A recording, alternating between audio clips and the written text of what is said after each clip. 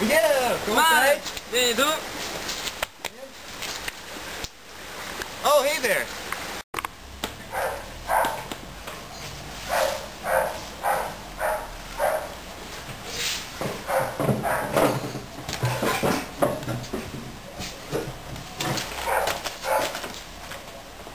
My friends, over the past year I have learned, seen, and experienced many things that most people won't have the chance to do in a lifetime.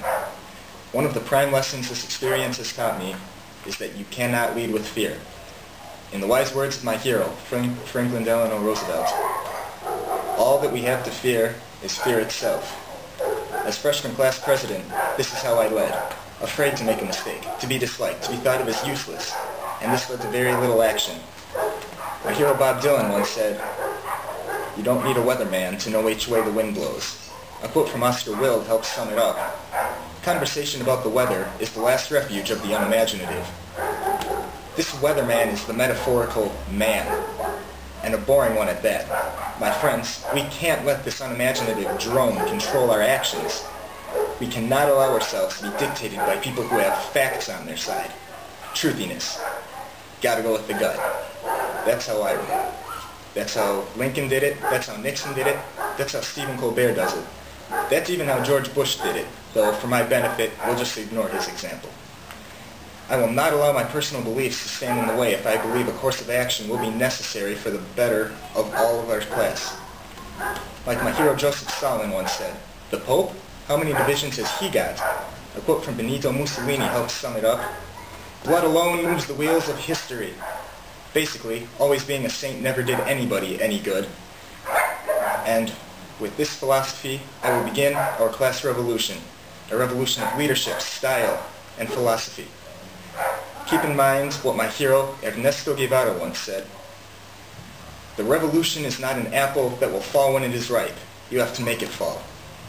This will take a combined effort from every one of you, but it will happen. We are warriors. This is Sparta! Clearly, my foreign relations experience is superior to that of my opponents. For possibly the first time ever, you could elect a president who will be able to give speeches in 2 languages. In this way, I'm very much like the Pope. Toma, Miguel. Gracias, man. De nada.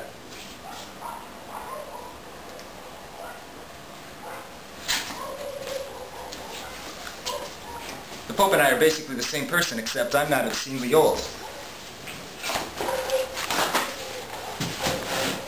My foreign experience is perhaps my greatest asset, although I have no weaknesses. Except for bears.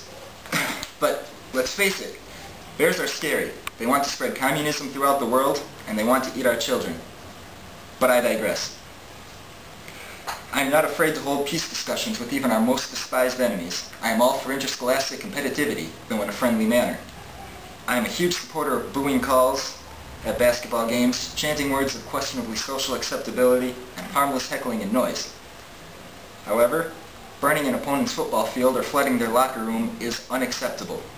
Nevertheless, should they disrespect me, I am also not afraid to send our goons to flood their locker room.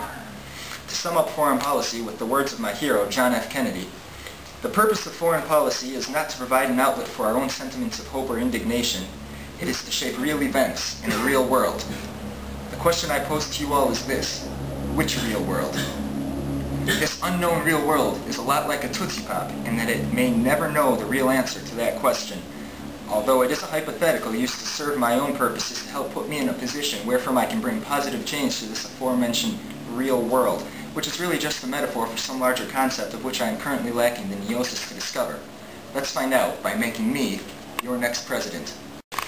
My friends, when I'm elected, the main issue facing our class will be our economic state. Clearly, we lack a lot of the money necessary to do many of the things that I would like to do, that I know all of us would like. This is a president. I'm not going to lie to you and say that this will be easy, because it won't be. When I'm elected, my cabinet and I are going to have to take a look at all of our programs and make some major decisions. We'll have to cut some of our programs that we don't need, make others that we do need better and less expensive. Our class government has never been opportunistic, and this needs to change. When life gives you lemons, you look at what you already have and you make fruit punch. In the words of my hero Franklin Delano Roosevelt, do what you can with what you have, where you are. To that I'd like to add, a ball of cheese is a good thing, especially if it's good cheese. My point is, this issue will not solve itself, but to make a better future for all of us, I will do what it takes to fix this deficit. I will create jobs. A committee of 10 people can only do so much, but it will bring us all together. My opponent has ideas, the incumbent has proven leadership. I wouldn't be running if I didn't think I could do a lot better of a job than that. Like my hero Benito Mussolini said, it's good to trust others, but not to do so is much better.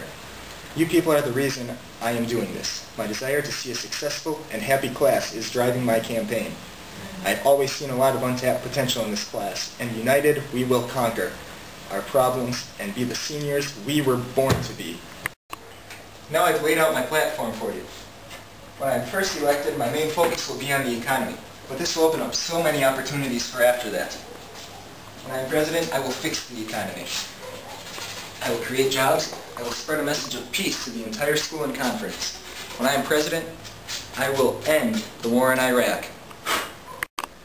I'd like to leave you all with a quote from my actual hero, Robert Allen Zimmerman. I'll let you be in my dream if I can be in yours. If you're voting, it's because we share the same dream. To form a more perfect union, establish justice, ensure the domestic tranquility, provide for the common defense, promote the general welfare, and secure the blessings of liberty for ourselves and our posterity. Woodman Percy.